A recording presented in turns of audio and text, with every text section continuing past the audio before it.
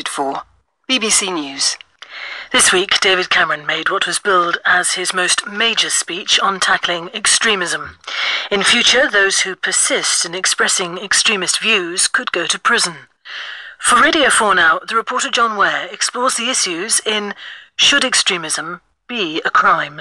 It's what the Prime Minister this week called the struggle of our generation. It's a battle of ideas, secular liberal democracy on one side, and the restoration of an Islamic caliphate governing Muslim lands on the other. It should be like a magnet, just like in Islamic Spain, just like in the Ottoman period. In some parts of the Ottoman period, you had Jews saying, "Come to the land of the Turks, rich are the fruits of the earth, we live in peace and freedom." I've been chatting about the idea of a caliphate to Hamza Tzortzis, currently one of the most popular speakers on the university circuit amongst Muslim undergraduates. He's keen to differentiate between his idea of a caliphate and the self-proclaimed Islamic State, ISIS. The thing is, people who think about caliphate, they think about totalitarian, evil, no Christians. My question is different. Do you want to see a political entity which is ruled by divine law? Of course. If I believe these things are good for people, then I want good for people. In your vision of that utopia, yeah, it is the closest practically it is a utopia. Ideal. Let me put it that way. Could a Jew become the caliph? Yeah, that's a good question. No, I think the reason being is because the source text for the social political system is actually the Quran, the prophetic tradition. But you see, in this country, in our system, a Jew, I agree with that. I totally, Hindu, a Christian, anyone, a Muslim certainly could become prime minister. Well, to be fair, they would become prime minister. They would have to be liberals, though. Well, they'd have to be secular. Exactly. So, this is where we hit a bit of a wall, isn't it? I do appreciate that. My name's John Ware, and since 7/7 I've broadcast and written about the challenge that Islamist extremism poses to this country. Advocating an alternative to democracy appears to put the likes of Hamza Tzortzis within the government's definition of an extremist. Mr. Cameron believes that the threat to British values comes from Islamism, the fusion of politics and religion. And it's these politicised versions of Islam which are the target of something no British government has ever done in my lifetime, the launch of a formal strategy to recognise, challenge and root out an ideology, a strategy he launched soon after becoming Prime Minister. There are many extremists who fall short of actually condoning terrorism, but they buy into a lot of the narrative of the terrorist. They support a caliphate, or they believe that Muslims and Christians can't exist peacefully together, or they want to subjugate women. We have to say in our country, those views, while they fall short of actually condoning terrorism, they're not acceptable either. So unacceptable that under the government's plans, those who promote or justify extremist views could be placed under something called an extremist disruption order. The actual order won't be a criminal sanction, but the police and courts will be expected to enforce them, with sentences up to 10 years for a breach. The venues that have hosted such speakers could also be shut down under banning orders. I think that the government's decision to try and ban radical speech that falls short of being a crime is poorly thought out.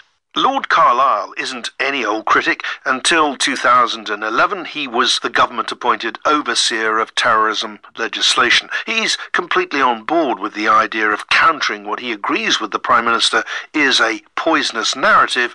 It's a big but. It seems to me that it's going to be very difficult to get through Parliament something which undermines the freedom of speech when the speech itself neither incites nor attempts to persuade people to become involved in terrorist acts. It's all quite controversial stuff, but before we get into the detail, let's look at how the Prime Minister has arrived at this point.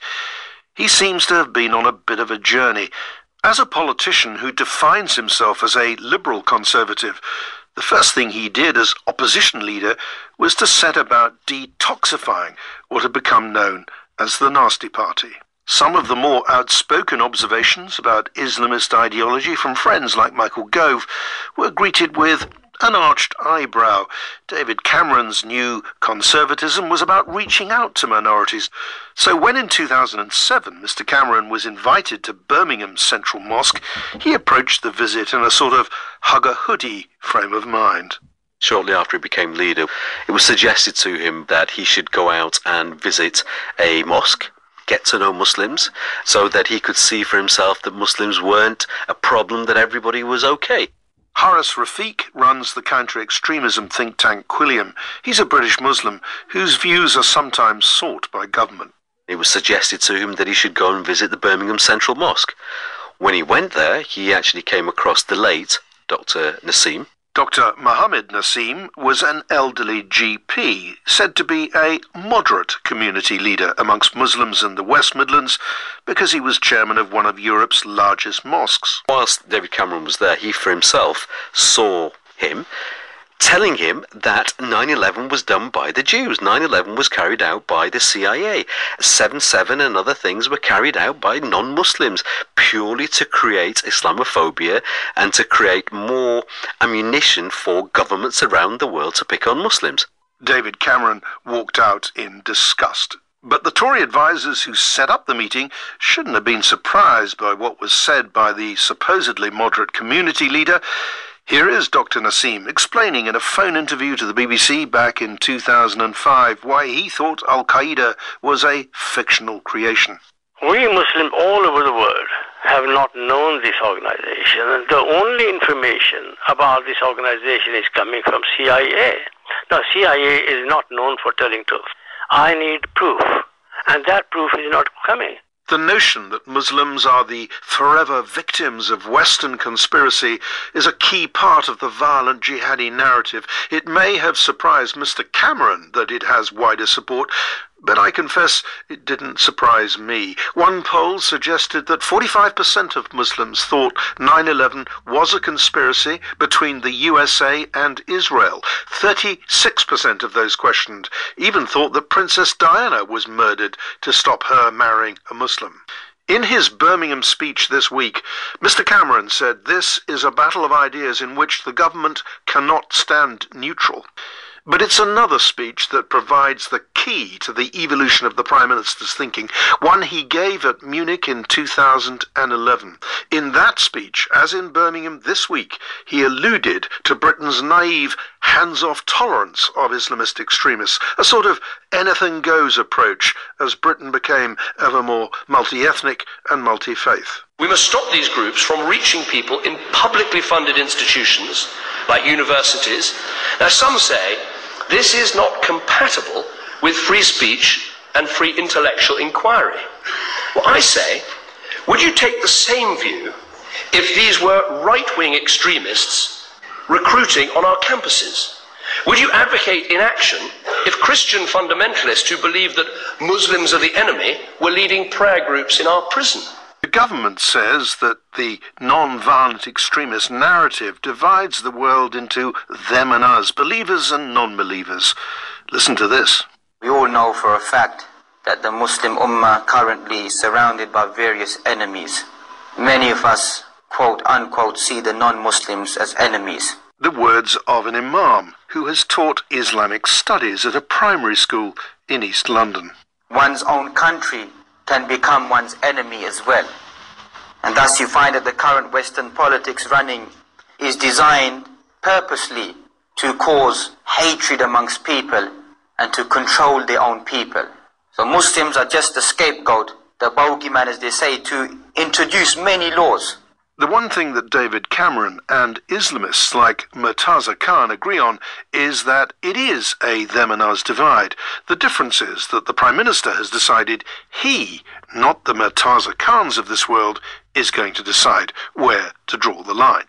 But where exactly will that line be drawn? We don't yet know, because the counter-extremism bill is taking its time to appear. Simple ideas usually convert easily to simple legislation, but this particular bill is not simple.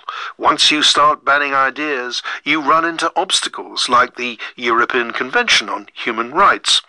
This might explain the stories I've heard of legal draftsmen with wet towels around their heads. What we do know is that the Prime Minister's counter-extremism strategy is targeted at a broad spectrum of Islamist ideas, which he says are shared by those who engage in violence. At the most extreme end of this non-violent spectrum sits Anjem Choudhury. So inshallah, my topic today is about if the Khilafah were established tomorrow. Chowdhury led the now banned Al-Mahjouroun organization. Once notorious for praising the 9/11 jihadists as the Magnificent 19, he now refrains from overtly glorifying acts of terror. That's against the law. But his vision is viscerally anti-Western. The first thing that we want to say is that all of the ruling systems today will be removed. Therefore, the Republican system, the monarchy system, whether you have democracy, freedom, or liberalism, any system not based upon Islam, which is all of the systems in the world today, will be removed completely and abolished from the face of the earth. This must be understood. Currently, there's nothing unlawful about Chowdhury saying he wants to